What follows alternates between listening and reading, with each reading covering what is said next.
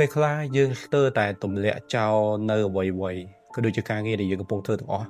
ដោយសារតែយើងមានអារម្មណ៍ថាហេតុនេះបើយើងកំពុងតែធ្វើរឿងដែលយើងអត់មានអារម្មណ៍ថាចង់ធ្វើវាអញ្ចឹងសួស្តីអ្នកទាំងអស់គ្នាស្វាគមន៍មកកាន់វីដេអូថ្មីមួយនេះគឺជាវីដេអូមួយដែលខ្ញុំនឹងធ្វើការចែកម្លែកទៅលើប្រធានបទតើយើងគួរប្រឈមមុខជាមួយនឹងការបាត់បង់ភាពជាខ្លួនឯងឬក៏វង្វេងអ្វីដែលជាខ្លួនឯងដោយរបៀបណាសម្រាប់ខ្ញុំធ្លាប់នៅក្នុងស្ថានភាពមួយនេះហើយខ្ញុំយល់ពីអារម្មណ៍ដែលពេលខ្លះយើងស្រាប់តែយើងបាត់បង់នៅអ្វីដែលយើងប៉ងប្រាថ្នាចង់បានឬក៏ពេលខ្លះយើងកំពុងតែធ្វើការងារនឹងយ៉ាងសកម្មប៉ុន្តែស្រាប់តែយើងបែរជាមានអារម្មណ៍ថាយើងអត់ចង់ធ្វើវាតទៅទៀតយើងមានអារម្មណ៍ថាយើងធ្វើដើម្បីអីហើយក៏មិនដឹងថាខំប្រឹងបានលទ្ធផលហើយវាមានសារៈសំខាន់បែបណាតោះនេះវាគឺជាអ្វីមួយដែលយើងនឹងអាចត្រូវជួបប្រទះពេញមួយជីវិតបើសិនជាយើងអាចដោះស្រាយបញ្ហាមួយនឹងបានចឹងនៅក្នុងវីដេអូមួយនេះខ្ញុំនឹងចែកម្លែកគន្លឹះមួយចំនួនដែលខ្ញុំគិតថា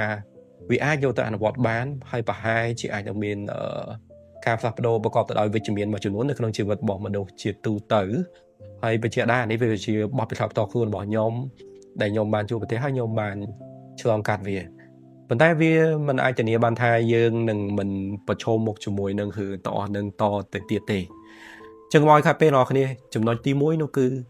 នៅពេលដែលយើងមានអារម្មណ៍ថាវែងបាត់បង់ខ្លួនឯងយើងកុំព្យាយាមពង្រីកអារម្មណ៍មួយនឹងឲ្យកាន់តែធំទៅដោយតក់កុហលធ្វើការបន្តទៅមុខទាំងដែលយើងរកខ្លួនឯងអត់ឃើញទេបងប្អូនគ្នាមនុស្សយើងពេលខ្លះយើងគួរតែចាយពេលបន្តិចសម្រាប់បន្តិចដើម្បីឲ្យខ្លួនយើងមានពេលធ្វើយ៉ាងណាក៏ដោយក្នុងការឲ្យគម្លាតស្វែងរកខ្លួនឯងហើយអាពាក្យថាស្វែងរកខ្លួនឯងហ្នឹងវាមិនងាយស្រួលដូចខ្ញុំនិយាយទេប៉ុន្តែពេលដែលទាំងអស់គ្នាអ្នកដែលមានបញ្ហាមានអារម្មណ៍ថាបាត់បង់ខ្លួនឯងយើងវែងពីគោលដៅរបស់យើងណាចាយពេលត្រឡប់មកគិតឡើងវិញថាអារម្មណ៍មួយហ្នឹងវាកើតឡើងដោយរបៀបម៉េចវាដំណើរដើមតមកពីណាហើយវាកើតឡើងនឹងយើងដឹងពីប្រភពរបស់វាច្បាស់ឬអត់ខ្ញុំឧទាហរណ៍ថាស្រាប់តែយើងជាមនុស្សម្នាក់ចូលចិត្តលេងបាល់ទាត់ប៉ុន្តែវាពីមុនវាជា passion របស់យើងប្រកបណាក៏ប៉ុន្តែឥឡូវនេះយើងបែរជាមានអារម្មណ៍ថាយើងអត់ចង់ទៅធ្វើរឿងទាំងអស់នេះវាប្រែក្លាយជាអ្វីដែលមិនមែនជាចំណង់ចំណូលចិត្តរបស់យើងណាដល់ពេលម្ល៉េះហើយវាធ្វើឲ្យយើងមានអារម្មណ៍ថាអូយើងអត់ចង់ធ្វើវាយើងស្រាប់តែវែងខ្លួនឯងយើងស្រាប់តែបាត់បង់ខ្លួនឯងឧទាហរណ៍មួយទៀតថាទាំងអស់គ្នាកំពុងតែពេញចិត្តនឹងការអានសៀវភៅក៏ដោយដល់ពេលទាំងអស់គ្នាអានស្រាប់តែមានអារម្មណ៍ថាអូមិនបានជាមានអារម្មណ៍ទៅលេងពេញចិត្តលេងមានអារម្មណ៍ថាដកជាប់ទៅនឹងអ្វីដែលយើងចូលចិត្តយើងកំពុងតែធ្វើដល់ពេលម្ល៉េះហើយវាពិបាកធ្វើឲ្យយើងក្នុងការបដោតអារម្មណ៍ចំណុចទី2អ្នកគ្នាក្រៅពីយើងកុំបង្ខំខ្លួនឯងទៅប្រឈមមុខជាមួយនឹងអារម្មណ៍បែបហ្នឹងហើយអ្វីដែលខ្ញុំណែនាំក៏ដូចជាចែកម្លែកទៅកាន់អ្នកនរគ្នានៅចំណុចទី2នេះគឺព្យាយាមផ្សារភ្ជាប់ខ្លួនឯងផ្សារភ្ជាប់ការបាត់បង់របស់យើងទៅកាន់ខ្លួនយើងវិញកន្លែងនេះរៀងថាពិបាកយល់មែនតើអ្វីខ្ញុំចង់simplify ធ្វើឲ្យងាយស្រួលយល់នោះគឺស្វែងរកអ្វីដែលជាខ្លួនយើងមកវិញខ្ញុំឧទាហរណ៍ថាស្រាប់តែទាំងអស់គ្នាបាត់បង់ចំណង់ចំណូលចិត្តនៃការញ៉ាំម្ជូរចោះអញ្ចឹងយើងស្រាប់តែលែងមានអារម្មណ៍យើងចង់ញ៉ាំរបស់ហ្នឹងណាយើងស្រាប់តែលែងមានចំណង់ចំណូលចិត្តក្នុងការដើរលេងចេញទៅក្រៅណាយើងស្រាប់តែលែងមានចំណង់ចំណូលចិត្តក្នុងការអានសៀវភៅលក្ខណៈអីផ្សេងទៀតជាងយើងស្វែងរកនៅអ្វីជា hobby របស់យើងយកមកវិញហើយព្យាយាមអនុវត្តវាព្យាយាមយកវាមកធ្វើម៉េចក៏ដោយកុំទុកខ្លួនឯងចោលកុំនៅកន្លែងមួយដែលយើងគិតថាវានឹងមិនល្អឲ្យយើងហើយនៅពេលដែលយើងអាចទាញបាននៅអ្វីដែលយើងគិតថាវាសំខាន់វានឹងល្អសម្រាប់ខ្លួនយើងមកវិញនេះគឺជាការតភ្ជាប់ reconnect ខ្លួនឯងឡើងវិញដ៏មានប្រសិទ្ធភាពអញ្ចឹងចាប់ផ្ដើមពីអ្វីដែលជាចំណង់ចំណូលចិត្តរបស់យើងអ្វីដែលធ្វើឲ្យយើងមានអារម្មណ៍ថាយើងមោទនភាពលើខ្លួនឯងអ្វីដែលធ្វើឲ្យយើងមានអារម្មណ៍ពេលយើងធ្វើទៅគឺមានថាមពលមានភាពសប្បាយចិត្តមានភាពរីករាយទៅនឹងអ្វីដែលយើងកំពុងធ្វើអញ្ចឹងតិចម្ដងវានឹង bonding វានឹងកសាងនៅការអារម្មណ៍នៃការពេញចិត្តរបស់យើងត្រឡប់មកវិញខ្ញុំធ្លាប់នៅក្នុងស្ថានភាពមួយហ្នឹងគឺខ្ញុំមានអារម្មណ៍ថាខ្ញុំប្រឹងខ្លាំងពេកដល់ថ្នាក់សឹងតែ burn out មានតែមកយើងមានអារម្មណ៍ថាស្អីក៏យើងមិនចង់ធ្វើមានអារម្មណ៍ថាធុញមានអារម្មណ៍ថានឿយណាយនឹងអីដែលជាសកម្មភាពនៃការរស់នៅនៃការធ្វើប្រចាំថ្ងៃ តើមកខ្ញុំចាប់ផ្ដើមសួរខ្លួនឯងនៅប្រហែលសំណួរតើហេតុអីខ្ញុំត្រូវបោះបង់ហេតុអីបានជាខ្ញុំត្រូវទម្លាក់ចោលរឿងទាំងអស់ហ្នឹងទាំងដែលខ្ញុំយល់ស្របមួយខ្លួនឯង agree ជាមួយនឹងខ្លួនឯងតាំងពីដើមថានេះជាអ្វីដែលខ្ញុំចង់សម្រេចវាជា passion របស់ខ្ញុំម្ល៉េះខ្ញុំអត់បោះបង់ទេអញ្ចឹងកន្លែងនេះវាជាអ្វីមួយដែលខ្ញុំអាចប្រាប់ទៅកាន់អ្នកទាំងអស់គ្នាថាយើងគួរណាតែព្យាយាមធ្វើយ៉ាងណាក៏ដោយត្រឡប់មកតបចោលខ្លួនឯងសារជាថ្មីដោយស្វែងយល់អំពីអីទៅជាខ្លួនយើងតាមរយៈសកម្មភាពដែលខ្ញុំចែកម្លែកទាំងអស់គ្នាចូលទៅកាន់ចំណុចទី3មនុស្សមួយចំនួនច្រើនតែមានអារម្មណ៍ថាពង្វេងឬក៏បាត់បង់នៅខ្លួនឯងដោយសារតែគាត់ចាប់ផ្ដើមធ្វើរឿងអីមួយនៅពេលដែលគាត់ stuck អញ្ចឹងមូលហេតុនៃការ stuck របស់គាត់គឺគាត់ព្យាយាមចង់សម្រេចបាននៅសមិទ្ធផលវាជារឿងផ្លែផ្កាដែលវាធំពេកដល់ពេលយើងធំពេកជឿរបស់គ្នារំពឹងកាន់តែខ្ពស់នៅពេលដែលយើងអត់បានមានអារម្មណ៍ថាឈឺមានអារម្មណ៍ថាវាងាយនឹងបាក់ស្បាតមានអារម្មណ៍ថាវាជារឿងដែលម៉ាស់កាន់ខ្លួនឯងឬក៏ទៅកាន់អ្នកដទៃអញ្ចឹងយើងមានអារម្មណ៍ថាយើងជួបនៅរឿងបែបនេះវាជាកត្តាមួយដែលនឹងធ្វើឲ្យយើង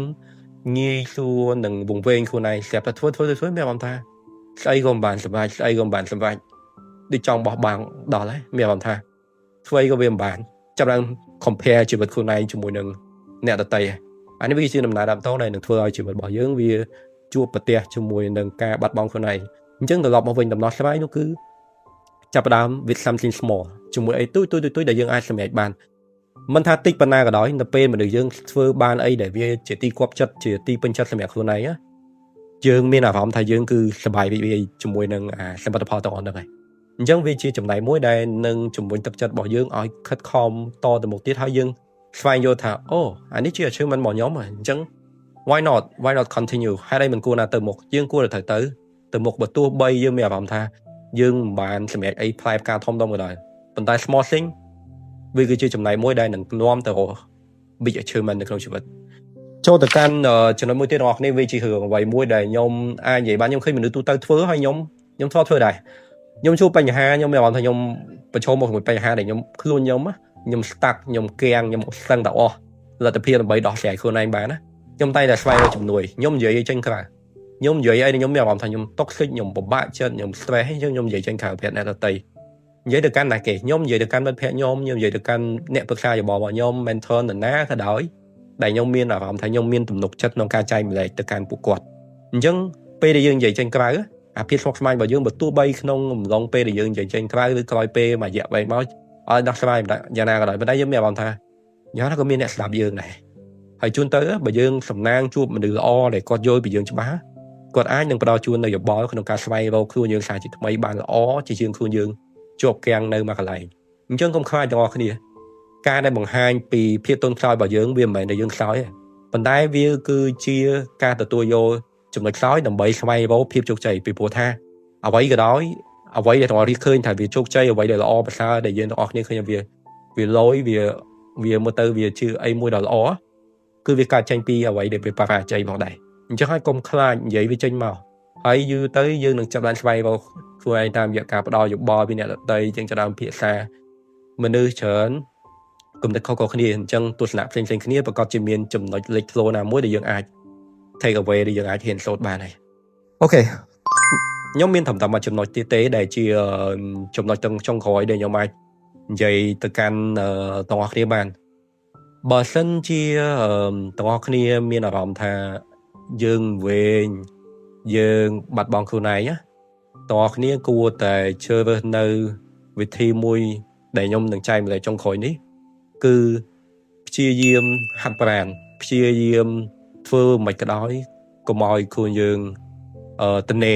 នៅមួយកន្លែងជាពិសេសខ្ញុំសំដៅលើការហាត់ប្រាណទៅមិនក៏ដោយបញ្ចេញព្រោះនៅពេលដែលយើងហាត់ប្រាណវានឹងធ្វើឲ្យរាងកាយរបស់យើងបញ្ចេញនៅជាតិពុលវាធ្វើឲ្យយើងមានអារម្មណ៍ថាស្រស់ស្រាយមកជីវិតអញ្ចឹងការគិតរបស់យើងក៏ជាអាចនឹងល្អប្រសើរឡើងខ្ញុំចូលចិត្តហាត់ប្រាណខ្ញុំចូលចិត្តធ្វើមិនក៏ដោយនៅពេលខ្ញុំ stress ខ្ញុំមានអារម្មណ៍ថាខ្ញុំវែងខ្ញុំបាត់បង់ខ្លួនឯងខ្ញុំហាត់ប្រាណ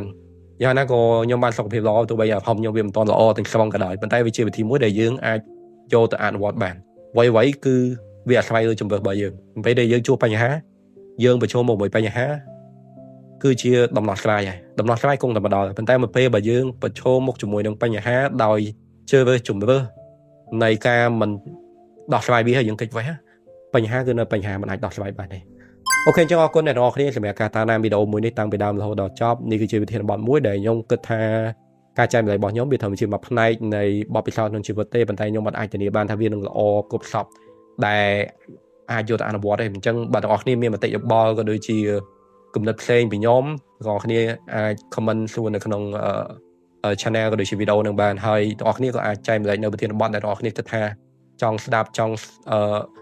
ឮពីការចែករំលែករបស់ខ្ញុំផងដែរចឹងអរគុណអ្នកនរគ្នាសម្រាប់ការតាមដានវីដេអូមួយនេះហើយបើអ្នកនរគ្នាចូលចិត្តកុំភ្លេច like share subscribe ឬ comment ដើម្បីទទួលបាននៅវីដេអូផ្សេងទៀតខ្ញុំនឹងជួបអ្នកនរគ្នានៅក្នុងវីដេអូផ្សេងទៀត so bye bye